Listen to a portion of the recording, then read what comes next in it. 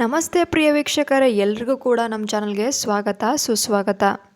ವೀಕ್ಷಕರೇ, ಇವತ್ತು ನಾನು ನಿಮಗೆ ಒಂದು ಶುಭ ಸುದ್ದಿನ ತೊಗೊಂಬಂದಿದ್ದೀನಿ. ಅದು ಏನಂದರೆ, ಸರ್ಕಾರದಿಂದ ಉಚಿತ ವಸತಿ ಯೋಜನೆಯನ್ನು ಜಾರಿಗೆ ತೊಗೊಂಬಂದಿದ್ದಾರೆ. ಯಾರ್ಯಾರಿಗೆ ಇದು ಸಿಗುತ್ತೆ, ಹೇಗೆ ಮಾಡಬೇಕು, ಎಲ್ಲ ಕಂಪ್ಲೀಟ್ ಡೀಟೇಲ್ಸ್ನ ಹೇಳ್ತೀನಿ ಬನ್ನಿ.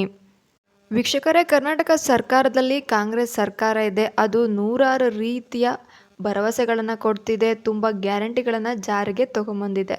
ಅದೇ ರೀತಿಯ ಈಗ ಮತ್ತೊಂದು ಭರವಸೆ, ಮತ್ತೊಂದು ಗ್ಯಾರಂಟಿಯನ್ನು ನಮಗೆಲ್ರಿಗೂ ಕೂಡ ನೀಡಿದೆ. ಅದು ಏನಪ್ಪ ಅಂತ ಅಂದರೆ, ರಾಜೀವ್ ಗಾಂಧಿ ವಸತಿ ಯೋಜನೆ. ಈ ರಾಜೀವ್ ಗಾಂಧಿ ವಸತಿ ಯೋಜನೆಯಲ್ಲಿ ಸುಮಾರು ಲಕ್ಷಾಂತರ ಜನಗಳಿಗೆ ಫ್ರೀ ಮನೆಗಳನ್ನು ಕೊಡ್ತಾರೆ. ಅದರಿಂದ ಅವರು ತಮ್ಮ ಮನೆಯನ್ನು ಕಟ್ಕೊಂಡು ಆರಾಮದಾಯಕ ಜೀವನವನ್ನು ನಡೆಸ್ಬೋದು. ಇನ್ನು ಮನೆಯ ನಿರ್ಮಾಣದ ಅನುದಾನದ ಲೆಕ್ಕಾಚಾರವನ್ನು ಮಾಡೋದಾದರೆ, ಈ ಮನೆಗೆ 7.50 ಅಂದರೆ 7.5 ಲಕ್ಷವನ್ನು ಕೊಡ್ತಾರೆ. ಸರ್ಕಾರದಿಂದ 7.5 ಲಕ್ಷ ಕೊಡ್ತಾರೆ. 3.5 ಲಕ್ಷವನ್ನು ಕೇಂದ್ರ ಸರ್ಕಾರ ಕೊಡುತ್ತೆ. ಇನ್ನು 3 ಲಕ್ಷವನ್ನು ಕರ್ನಾಟಕ ರಾಜ್ಯ ಸರ್ಕಾರ ಕೊಡುತ್ತೆ. ಇನ್ನು ಉಳಿದಿರೋದು 1 ಲಕ್ಷ. ಈ 1 ಲಕ್ಷ ಫಲಾನುಭವಿಗಳು ಆ ಹಣನ ಕಟ್ಟಬೇಕಾಗುತ್ತೆ. ಮನೆ ಯಾರು ಕಟ್ಟಿಸ್ತಾ ಇದ್ದಾರೋ ಅವರು 1 ಲಕ್ಷನ ಕೊಡಬೇಕಾಗುತ್ತೆ. ಇದು ಒಳ್ಳೆ ಯೋಜನೆ, ಎಲ್ಲರೂ ಕೂಡ ಇದನ್ನು ತಗೊಬೇಕಾಗಿ ಹೇಳ್ತಾ ಇದ್ದೀವಿ.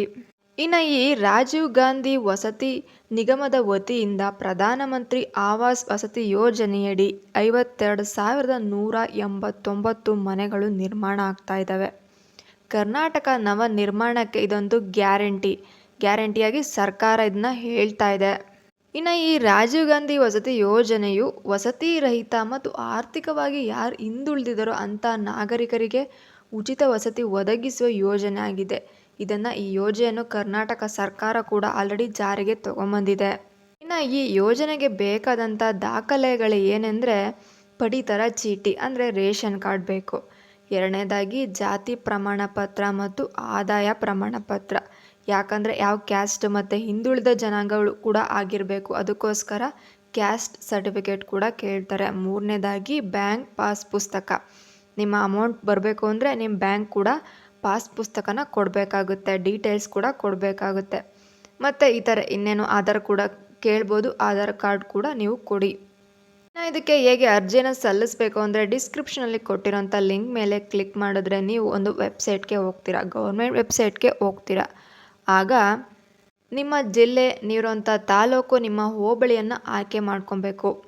ಮುಂದಿನ ಹಂತದಲ್ಲಿ ನಿಮ್ಮ ನಿವಾಸ ಪ್ರಮಾಣದ RDI ಸಂಖ್ಯೆ ಮತ್ತು ಅರ್ಜಿದಾರರ ಎಲ್ಲ ದಾಖಲೆಗಳನ್ನು ಕೂಡ ಅಲ್ಲಿ ಕೇಳಿಸುತ್ತೆ. ನನ್ನ ಮೇಲೆ ಹೇಳ್ದಾಗೆ ಪಡಿತರ ಚೀಟಿ, ಬ್ಯಾಂಕ್ ಪುಸ್ತಕ ಎಲ್ಲ ಕೂಡ ಅಲ್ಲಿ ಕೇಳುತ್ತೆ. ಅದನ್ನೆಲ್ಲ ಕೂಡ ಸರಿಯಾದ ರೀತಿಯಲ್ಲಿ ನೀವು ಅರ್ಜಿಯನ್ನು ಸಲ್ಲಿಸಬೇಕಾಗುತ್ತೆ.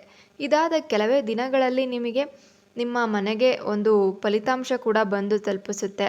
ಸರ್ಕಾರದಿಂದ ಒಂದು ಫಲಿತಾಂಶ ನಿಮ್ಮ ಮೊಬೈಲ್ಗೆ ಕೂಡ ಪ್ರಕಟ ಆಗುತ್ತೆ. ಆಗ ನೀವು ಹತ್ತಿರದ ಗ್ರಾಮ ಪಂಚಾಯತಿಗೆ ಹೋಗಿ ಭೇಟಿನ ಕೊಡಬೇಕಾಗಿ ವಿಚಾರಿಸಬೇಕಾಗುತ್ತೆ. ವೀಕ್ಷಕರೇ, ಇದಾಗಿತ್ತು ಗ್ರಾಮ ಪಂಚಾಯಿತಿಯ ರಾಜೀವ್ ಗಾಂಧಿ ವಸತಿ ಯೋಜನೆ. ಇದೇ ರೀತಿಯ ಹೆಚ್ಚಿನ ಮಾಹಿತಿಗಾಗಿ ನಮ್ಮ ಚಾನಲನ್ನು ಸಬ್ಸ್ಕ್ರೈಬ್ ಮಾಡಿ, ಲೈಕ್ ಮಾಡಿ, ಶೇರ್ ಮಾಡಿ. ಧನ್ಯವಾದ.